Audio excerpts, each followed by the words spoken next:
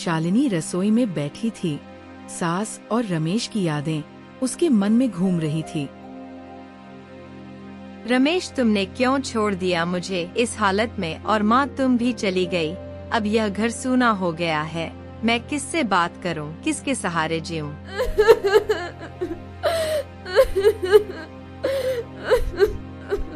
चारों ओर फैली ठंडक के दिल के सन्नाटे से मेल खा रही थी। हर कोने में सर्दी की धुंध थी और शालिनी के जीवन में एक अजीब सा खालीपन। ये सर्द मौसम उसे बार बार उसी दिन की याद दिला देता जब उसने अपने रमेश और सास को खो दिया था।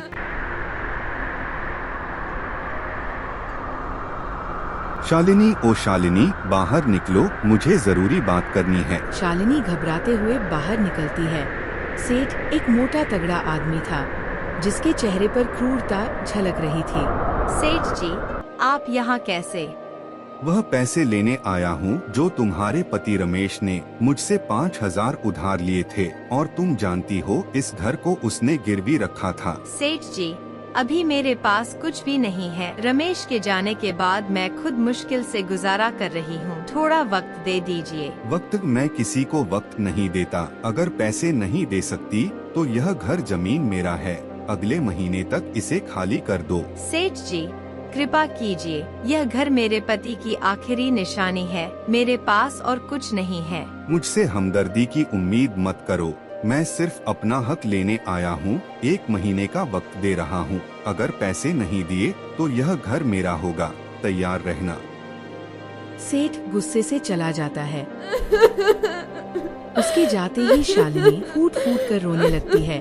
उसकी सिसकियों की आवाज सर्द हवाओं में घुलकर गूंज रही थी। हे भगवान, यह कैसी परीक्षा ले रहे हो? रमेश, तुमने मुझे अकेला क्यों छोड़ दिया? अब इस घर को कैसे बचाओ? मैं कहाँ जाऊँ? किससे मदद मांगूं?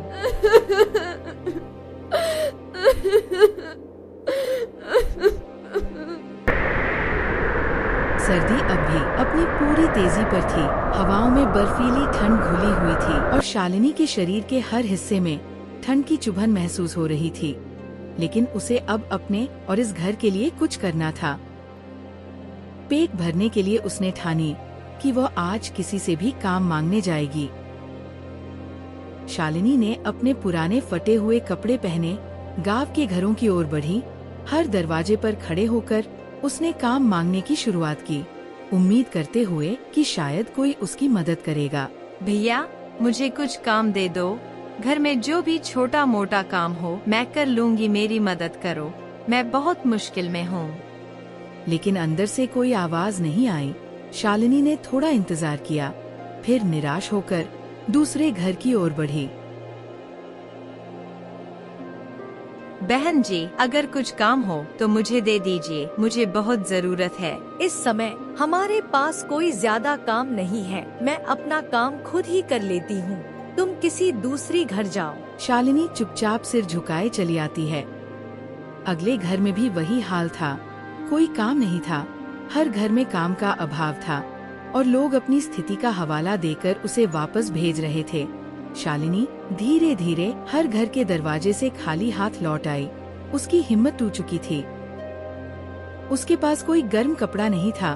बस फटी हुई साड़ी में लिपटी हुई, सर्द हवाओं से कांपती हुई वो घर घर काम मांगने जा रही थी।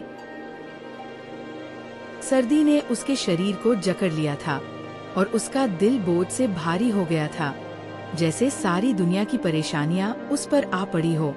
शालिनी की आंखों में आंसू थे और गहरी सांस लेते हुए, यह ठंड या सर्द हवाएं सब मेरे लिए हैं। कोई नहीं है जो मेरी मदद करे, लेकिन मुझे हार नहीं माननी है। मुझे अकेले ही जीना होगा। शालिनी ने अपनी आंखों में छिपे आंसुओं को अंदर ही अंदर पीते हुए धीरे धीरे कदम बढ़ाए और खाली हाथ घर लौट आई। शालिनी घर लौटी और उसे एहसास हुआ कि घर में खाने के लिए कुछ भी नहीं था। उसके पेट में भूख की लहर उठ रही थी, लेकिन कुछ नहीं था। वह चूल्हे के पास बैठ जाती है। थोड़ी देर तक चूल्हे के पास बैठने के बाद उसने निराश होकर बिस्तर की ओर बढ़ी और खाली पेट सोने चली गई। उसकी आंखों में थकान और अकेलापन था, जैसे उम्मीदें पूरी तरह से खत्म हो चुकी हो। सर्द हवाओं के साथ एक और सुबह आई, लेकिन शालिनी के लिए ये सिर्फ एक और दुख का दिन था। रात भर खाली पेट सोने के बाद उसकी हालत और भी कमजोर हो गई थी। उसकी आंखें धसी हुई थी और चेहरा थकावट से भरा था। वह चूल्हे की ओर बढ़ी, लेकिन वहाँ सिर्फ राख का ढेर पड़ा था। रमेश, अगर तुम यहाँ होते तो शायद यह सब सहना ना पड़ता, लेकिन अब तो यह लड़ाई मुझे अकेले ही लड़नी है। ठंड से डरकर मैं यूं ही नहीं बैठ सकती। अगर लकड़ी ना मिली तो चूल्हा कैसे जलेगा, और भूख, यह भूख तो जीने नहीं देगी। उसके पास गर्म कपड़ों का नामो निशान नहीं था, सिर्फ वही पुरानी फटी हुई साड़ी जो ठंड से उसे बचाने में नाकाम थी। पर पेट की भूख और चूल्हा जलाने की मजबूरी ने उसे लकड़ी लेने जाने के लिए मजबूर कर दिया। वह कांपते हुए जंगल की ओर चल पड़ी।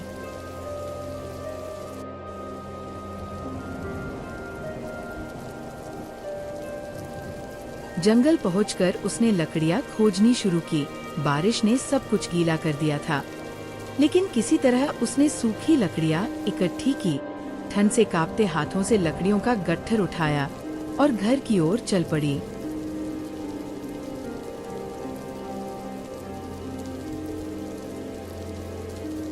देखते ही देखते आज 1 महीने पूरे हो गए थे। अब उसे सेठ की धमकी और घर को बचाने की फिक्र उसके दिल में गूंज रही थी, लेकिन वो क्या करती। खुद पानी पीकर पेट की भूख मिटा रही थी। वह सेठ को कहां से पैसे देती।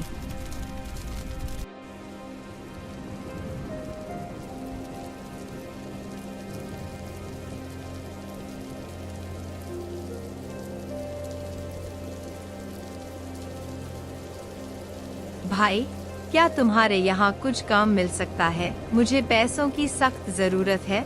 शालिनी बहन, हमारे खेतों में भी अभी ज्यादा काम नहीं है, लेकिन अगर कुछ हुआ तो तुम्हें जरूर बुलाऊंगा।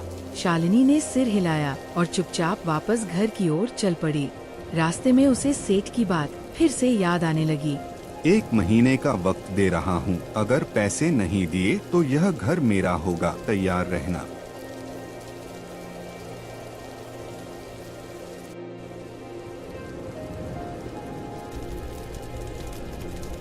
शालिनी, बाहर निकलो, मैं आज अपने पैसे लेने आया हूँ, कोई बहाना नहीं चलेगा। नमस्ते सेठ जी, बताइए क्या करना है? क्या करना है यह तू मुझसे पूछ रही है? पिछली बार मैंने साफ कहा था कि तेरे पति रमेश के उद्धार के 5,000 और साथ में ब्याज जल्द लौटाना है। अब 1 महीना हो गया है और मैं अपने पैसे लेने आया हूँ। आज मैं खाली हाथ नहीं जाऊँगा। सेठ जी, मैं क्या करूं? मेरे पास सच में कुछ नहीं है। रमेश के जाने के बाद से मेरे लिए 2 वक्त की रोटी जुटाना भी मुश्किल हो गया है। शालिनी, यह तेरे रोने धोने की बातें मुझे मत सुना। मैं कोई दान पुण्य करने नहीं आया हूँ। अगर पैसे नहीं दे सकती तो घर खाली कर दे। यह घर अब मेरे नाम है। सेठ जी, मुझे थोड़ा और वक्त दीजिए। मैं कुछ काम ढूंढी मजदूरी करके पैसे जुटाने की कोशिश करूँगी। यह घर मेरे सिर की छत है, इसे मत छीनिए। देख शालिनी, मुझे तेरी हालत का अंदाजा है, लेकिन यह मेरी रोजी रोटी का सवाल है। मैं तुझे 15 दिन का और वक्त देता हूँ। उसके बाद अगर पैसे नहीं मिले तो यह घर मेरा, समझी?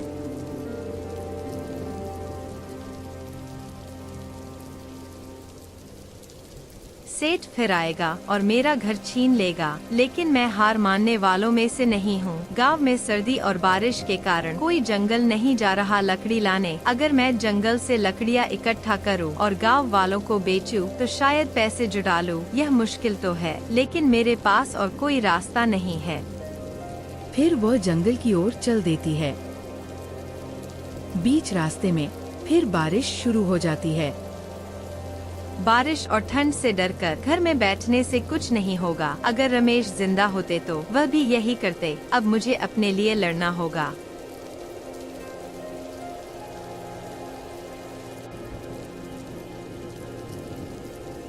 जंगल पहुंचकर उसने लकड़ियां खोजनी शुरू की। बारिश ने सब कुछ गीला कर दिया था। लोग सोचते हैं कि इस ठंड में जंगल जाना मुश्किल है, लेकिन मुझे तो यह करना ही पड़ेगा। यह लकड़ी मेरे घर को बचाने का एक जरिया है। शालिनी गांव लौटती है। गांव वाले उसे देखकर हैरान होते हैं। अरे शालिनी, इस सर्दी और बारिश में तुम जंगल कैसे चली गई? लकड़ियाँ तो कोई नहीं ला रहा इन दिनों। भैया, सर्दी और बारिश से डरकर पेट नहीं भरा जा सकता। अगर आप लोगों को लकड़ी चाहिए तो मैं हर दिन जंगल से लाकर बेचूंगी। ठीक है बहन, हमें लकड़ियाँ चाहिए, तुम लाती रहना, हम तुम्हें कीमत देंगे। गांव वाले लकड़ियां खरीदने लगते हैं। शालिनी के चेहरे पर हल्की राहत और संतोष का भाव आता है। वो सोचती है कि अगर इसी तरह वो हर दिन मेहनत करें तो शायद सेठ का कर्ज चुका पाएगी। लगातार बारिश के कारण लोग जंगल से लकड़ी लाना बंद कर चुके थे। धीरे धीरे उनके घरों में लकड़ियां खत्म होने लगी थी। ठंड इतनी बढ़ गई थी कि बिना चूल्हा जलाए दिन गुजारना मुश्किल हो गया था। इस कठिन समय में शालिनी अकेली थी, जो जंगल से लकड़ियां ला रही थी। धीरे धीरे गांव के लोग उसके घर के बाहर जमा होने लगे। हर किसी को लकड़ी चाहिए थी। कुछ अमीर लोग जो हर हाल में लकड़ी चाहते थे, शालिनी को ऊंची कीमत देने की पेशकश करने लगे। शालिनी ने इस भीड़ और दबाव को संभालते हुए ईमानदारी से सबकी जरूरतें पूरी करने का फैसला किया। शालिनी ने अपनी मेहनत और ईमानदारी से सिर्फ 15 दिनों में सेठ का पूरा कर्ज चुका दिया। गांव के लोग उसकी मेहनत की सराहना करने लगे और शालिनी एक मिसाल बन गई। उसका संघर्ष एक नई शुरुआत का संकेत था, जिसने उसे सम्मान और सुकून दिलाया। दोस्तों, हमारे आसपास भी बहुत सारे ऐसे गरीब और लाचार लोग हैं जो मौसम की मार से अपनी जिंदगी दुखों में काटते हैं। तो ऐसे लोगों की जरूर से मदद करें और इस वीडियो को ज्यादा से ज्यादा लोगों के साथ शेयर करें। इससे जो भी अर्निंग होगी मंडे ट्यून्स चैनल उससे किसी गरीब की हेल्प कर पाएगा। धन्यवाद।